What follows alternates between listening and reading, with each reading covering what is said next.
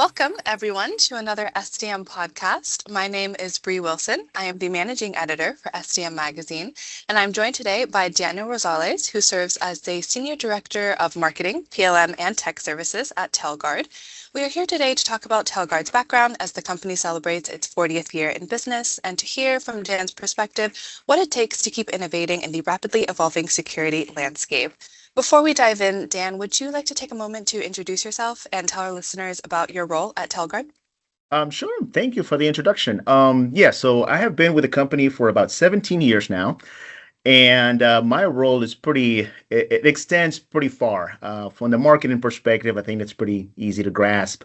All digital marketing efforts, traditional marketing efforts, oversee that with a great team here at Telguard. On the product management side, same thing. I'm really just overseeing a great team. That's really what it's about, right? The people that actually do the work, and I just happen to oversee and make sure that things are facilitated in the way that they need to be so they can do their work. And on the tech services, something that we're very proud of at Telguard is our technical support team, our ability to support our customers when something doesn't go right. We're right there, and I'm proud to be part of that team as well. Amazing. So, as I mentioned a moment ago, Telguard is celebrating 40 years in business. On a personal level, what does this milestone mean to you? It's a lot to think about. 40 years with a technology like cellular. I mean, when you think about cellular, it hasn't been around for hundreds of years. It's something it's fairly new.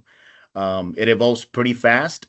And there have been plenty of opportunities for Telguard, Tellular as a company, to jump ship, to do the wrong thing, to make the wrong move and go in a different direction.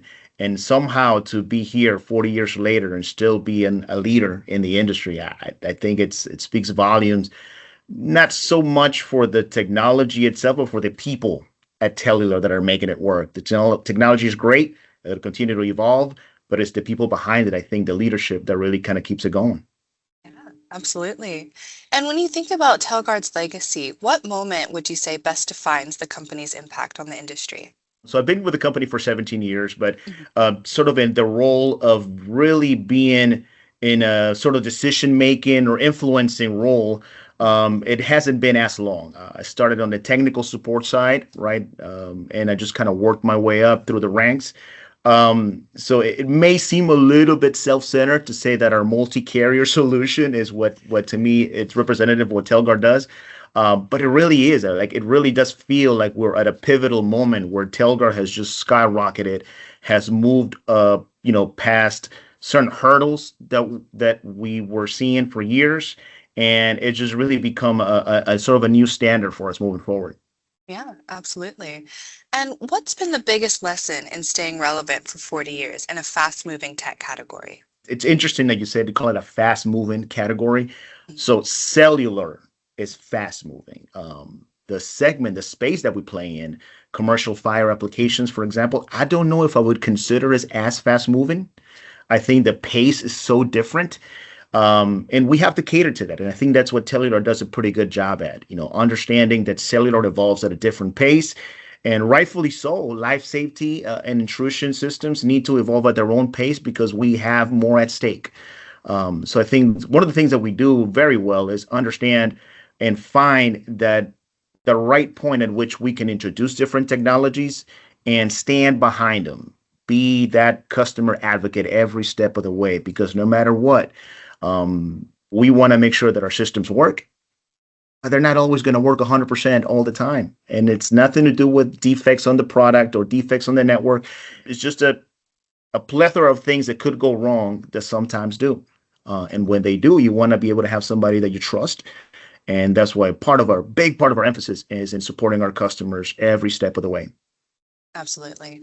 So you mentioned that cellular is, kind of a newer category, and Telguard was very early in cellular alarm communications. What parallels do you see between the landline to cellular transition and the shifts happening in the security industry today? It's interesting to think about. I think one of the big differences, actually, that I would think of is transitioning from one technology to the other is made so much easier when you have the ability to communicate and educate your customers. If I think back to 17 years ago when I started with Telguard, I mean, we were taking in activations for a cellular device over fax. I don't really know anybody that actually promotes a fax number anymore, right? So we Right. have evolved from that um, to where now we have digital marketing is a big thing for us. So I think as technology continues to evolve, the fact that communication technology continues to evolve as far as how we can reach our customers, how we can talk to them, or be available to them, that makes everything so much easier. Um, so when it comes to the technology it's going to move at its own pace. It's going to move at its own pace. The biggest thing for us is how do we communicate to our customers that, hey, it is safe to embrace new technology? How do we communicate to our customers like, hey, this may not be something that you had heard of before, but we've done our due diligence, our research, and this is where we want to go. Everything is just made so much easier by the communication channels that we have now. Email is just a small portion of it. Yeah, absolutely. And from your vantage point, what has changed most about the role of the alarm communicator over the past decade? I think honestly, particularly on the fire, on the life safety side of things, Hmm. I think it's gone from a nice to have, or yeah, that kind of makes sense if I replace it, to a primary go-to technology, right? To where, yeah, no, I don't even want to deal with phone lines anymore. No, I don't want to deal with an internet-based setup where I have to get a network manager involved and I have to get firewall rule changes and all of that. It's like it's become such a primary go-to technology that our our job or our efforts, I guess, as a marketing as marketers of the technology, it's no longer educating the customer that it's okay to use it. Now it's really taking advantage of what we have and saying, hey, it's really good that you have cellular, but here's what more you can do with it, right? Evolving it to the next level. That's sort of where we are now. Yeah, absolutely. And as you know, because Telguard is heavily involved in this, multi-carrier technology is a big focus right now. Mhm. What problem does it really solve for security integrators? I think one of the biggest things has been redundancy and coverage. So I guess you could take a look at it from 2 points, right? 2 points of view. Tailguard has been known since inception as a universal communicator. So we'll play nice with anybody. Doesn't matter the brand of your panel. Doesn't matter the name of your central station. We'll play nice with A, B, C, all the way to Z, and then numbers, right? Um, but using that universal concept, it was always limited by the fact that AT&T was the biggest player. In came Verizon, became another big player. But there were still deficiencies. And there were still deficiencies in that as we moved into LTE and to 5G networks, there were other carriers like T-Mobile that were coming up and making, I would say, sizable investments in improving their infrastructure. So for us, one of the things that really became a part of our voice of a customer requirement was I need something that's going to work. You work with every panel, you work with every central station. How about you work everywhere? Fair enough. And that's where the concept of multi-carrier technology came for us, right? It's so much easier now for a technician to just have a Telguard product in their truck, and it doesn't matter where they go. They don't have to think about it being AT&T or Verizon. They don't have to think about it having the right carrier, because if it doesn't work with our multi-carrier solution that has all the US carriers, cellular is just not going to be an option for you, right? Right. And with some of the developments that we are working on, and I don't want to give it away yet, but we're adding even more redundancy to it. So that's on the one side. On the other side is it's great that you can find something that works, right? It's great that you can find something that'll give you those 4 bars of signal strength in the area where you're installing it. But what happens when that specific carrier is down? What happens Mhm. when, and we've seen it a couple of years ago, I think AT&T had a big issue. Verizon has had its own issues as well. Um, so you can't truly just rely on a single carrier. It doesn't work as effectively anymore. So having the ability to have triple redundancy with all the carriers, I mean, somebody's got to cover it up. And if you're living in a metro area, right, and all 3 carriers are down, there are bigger problems that probably just your intrusion system that we need to deal with. Yeah, absolutely. So let's shift into talking about kind of the bigger picture of security. What keeps you up at night when you think about the industry's future?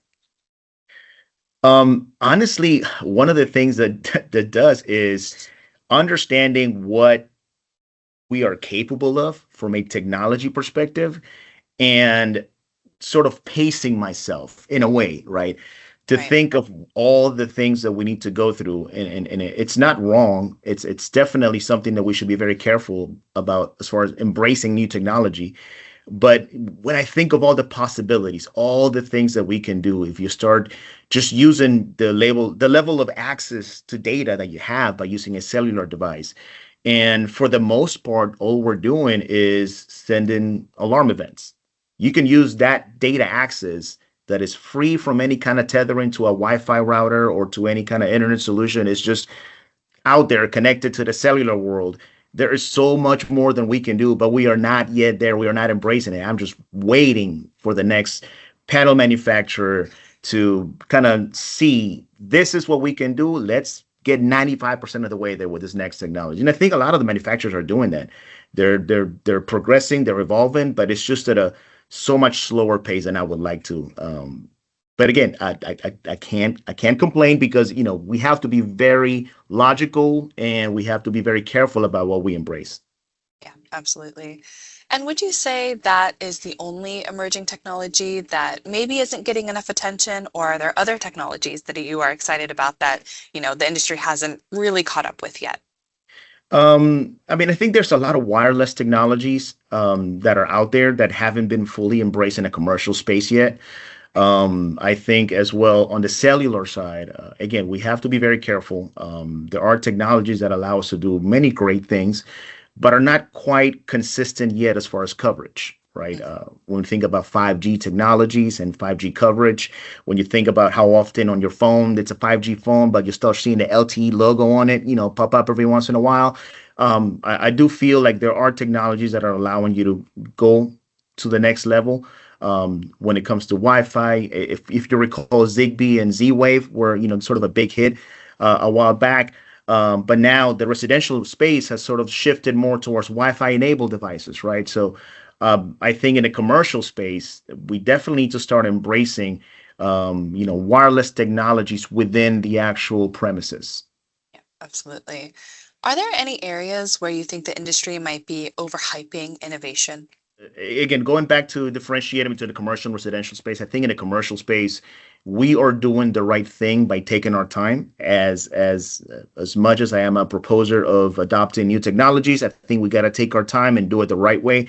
I think maybe in the residential space, we've kind of taken a little bit too lenient of an approach, I guess you could say, as far as embracing the DIY market. Um, uh, well, I think it's great technology. It's great to be able to offer Wi-Fi connected devices that not only have your security system but also your home automation and everything else. By giving so much freedom that you remove some of that central station professionally monitored approach and replacing it with notification to a homeowner and they can do whatever they wish. I think that's where we need to be a little bit careful of. At least as an industry, we embrace the technology, but let's not think that allowing a homeowner to be their own monitoring station is something that is as efficient and as great as having a professionally monitored system. Yeah, definitely. So shifting back to integrators, what do you think integrators should be doing now to future-proof their communication strategies? I think the number one thing is just to get in there and start use the AI machine and start learning. Start just get in there and find out what is the next cellular technology that I should be looking at. How long is LTE technology going to last? What is considered a 5G technology? The more you learn about it, the easier it is for you to make a decision at the end of the day. I know it could be overwhelming, but then you have people like us, Telguard, our peers, right, that also deliver cellular solutions. We'll be more than happy to sit down and have a conversation about technology any day of the week. So I think the number one thing is just to learn, just start learning the basics of what you're interested in so that when you do have those conversations, when a Telguard sales manager comes at you and tells you, yeah, this is a 5G technology, you're not just trusting blindly, but you understand what 5G means and you understand what to look for. Absolutely. So let's wrap up here by talking a little bit more about Telguard's expertise and legacy and what the security industry can learn from your approach to business. So, how do you balance long-term innovation with the need for practical install-ready solutions?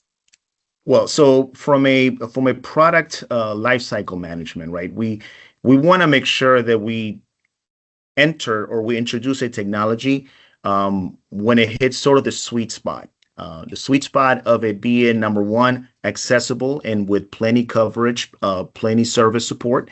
And number two, where the value, the cost of the product itself, of the radio or the chipset or the component itself, is at a point where it can be adopted by the integrators and dealers out there. I could probably right now give you the latest and greatest 5G radio, right? But as a let's just say standard average security dealer, are you willing to pay $2,000 to get the latest and greatest with the highest speeds, knowing that your panel is never going to use that 8K video download capability? No. So for us, I think it's understanding that we've been in the industry for 4 decades, understanding we have a very close relationship to our customers, finding that sweet spot where we can deliver maximum longevity, but still providing exactly what the customers need. Yeah, absolutely. And speaking of longevity, Telguard is very focused on longevity and team culture. How does that translate into better outcomes for customers?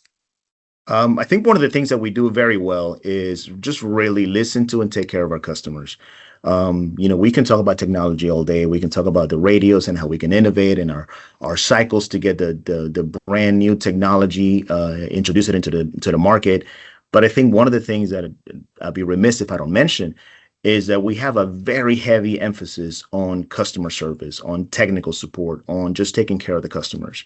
At the beginning of our conversation, I mentioned that we could do everything right and something might still go wrong. So we want to make sure that our customers understand and know that when something does go wrong, because nobody is perfect, that we're going to be there. So when it comes to our support department, we have average 25 to 30-second hold times. Leading the industry in that remark. Everybody is based out of the U.S. You'll get to talk to one of us in Atlanta, Georgia.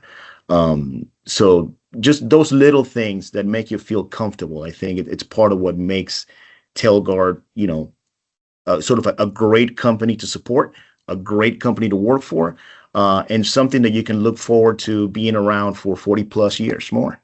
Yeah, absolutely.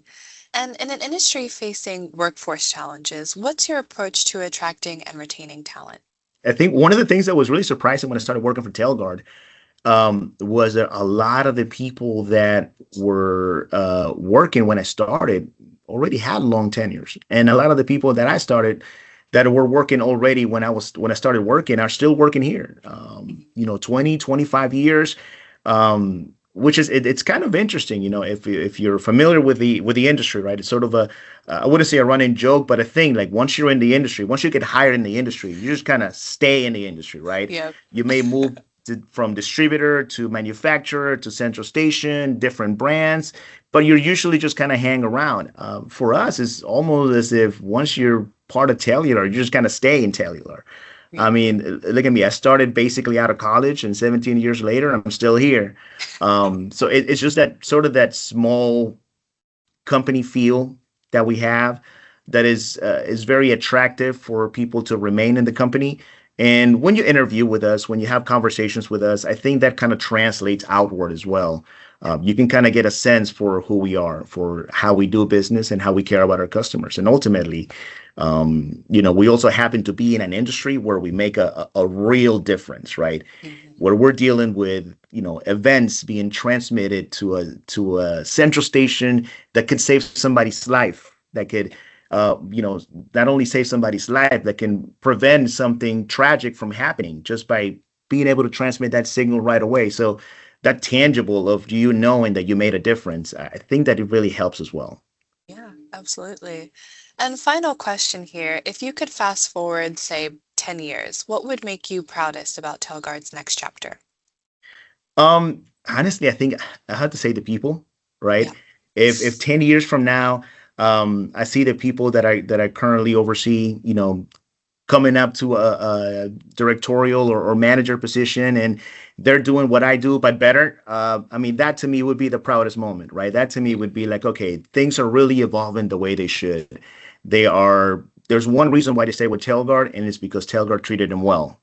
And there's one reason why Telguard's still around is because Telguard is treating the customers well. So 1 + 1 = 2, and that would be to me the proudest moment, to see the next generation just kind of come in, take over, do it better than before, and just continue in the Telguard legacy. Absolutely. Well, thank you so much, Dan, and congratulations to Telguard on 40 years. Thank you as well to our listeners for tuning in, and we will see you on the next SDM podcast.